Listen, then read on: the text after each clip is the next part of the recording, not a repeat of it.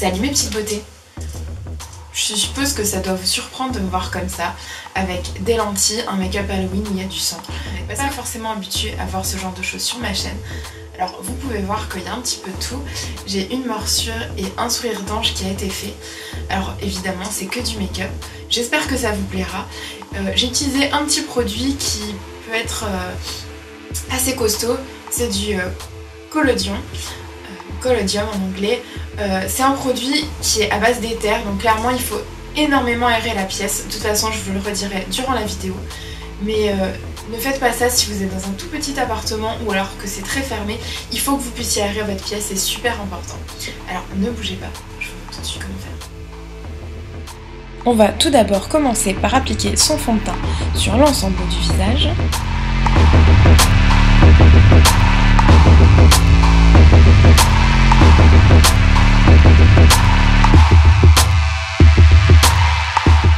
Et avec une palette de correcteurs, donc celle-ci et de Catrice, on va venir illuminer certaines zones du visage pour faire un aspect un peu plus mort-vivant.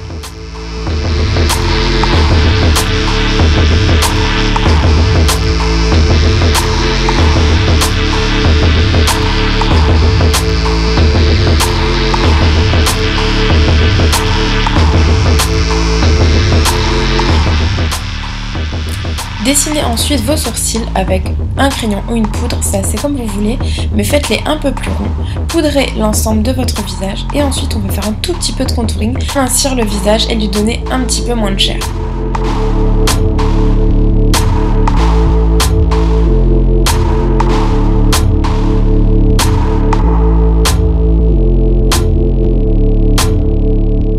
Après, libre à vous de faire le contouring où vous le souhaitez. Moi perso, je l'ai fait au niveau du nez et également au niveau du menton pour les mettre un petit peu en avant. Je reprends ma palette de correcteurs et je vais mettre un petit peu sur la bouche aussi pour donner un aspect un petit peu plus morbide.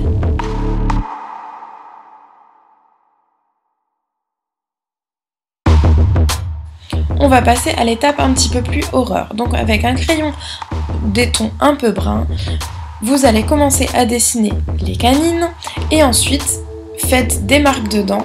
Alors c'est pas grave si c'est pas parfait, de toute façon il y aura du make-up par dessus tout à l'heure, mais sinon servez-vous d'un modèle que vous trouverez peut-être sur internet.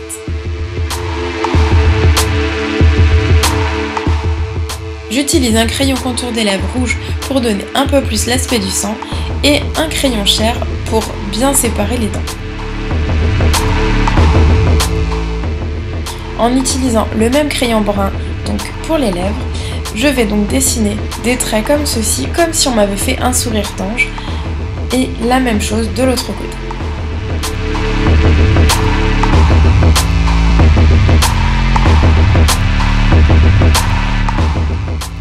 J'utilise donc du collodion pour faire les cicatrices, mais attention ça sent super fort, pensez bien à ouvrir la fenêtre, moi c'est ce que je vais faire à l'instant, vous voyez ?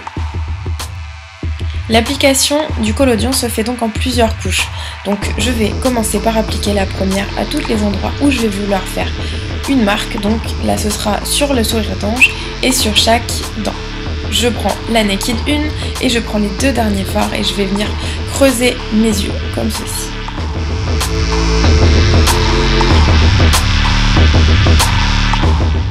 Et c'est reparti pour une autre couche de collodion qu'on applique encore une fois partout. Et ensuite je prends le même crayon de contour des lèvres que je vais appliquer en touche légère sur l'ensemble de la bouche. Et je vais ensuite appliquer un crayon un petit peu plus rouge sur la bouche également pour donner un peu plus d'aspect. Je prends la Naked Basics et je me fais des petites cernes. Donc là prenez un fard clair, peu importe lequel. Et on applique encore une couche de collodion partout.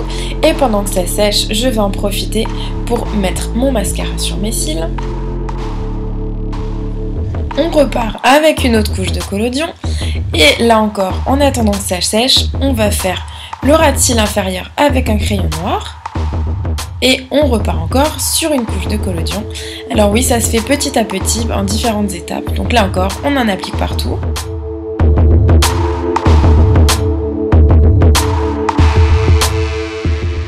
On va maintenant venir poudrer tout le collodion pour enlever toute la brillance et pouvoir travailler le make-up par-dessus.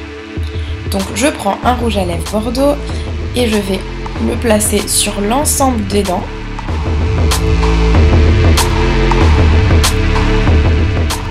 Je prends ensuite un rouge à lèvres bien plus clair que je vais appliquer du bout des doigts en tapotant pour donner un aspect un peu fatigué à la peau et vraiment plein de rougeur.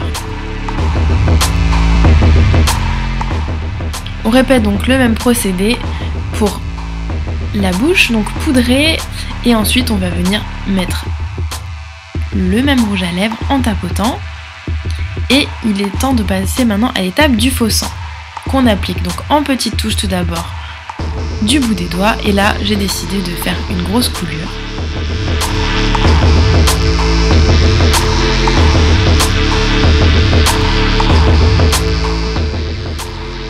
Au niveau de la bouche, je vais également appliquer un peu de faux sang du bout des doigts, vraiment très légèrement, et avec un fard rouge, je vais en appliquer là où j'estime que c'est nécessaire pour donner un aspect irrité à la cicatrice. Je rajoute des petites touches de noir au niveau des dents de la morsure sur le front pour donner un petit peu plus de profondeur parce que j'estime que ça ne se voyait pas assez.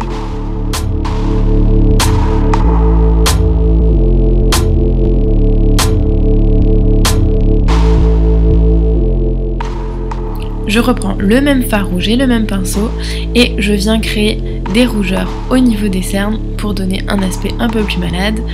Et voilà, faites les petites retouches que vous estimez nécessaires avec le fard.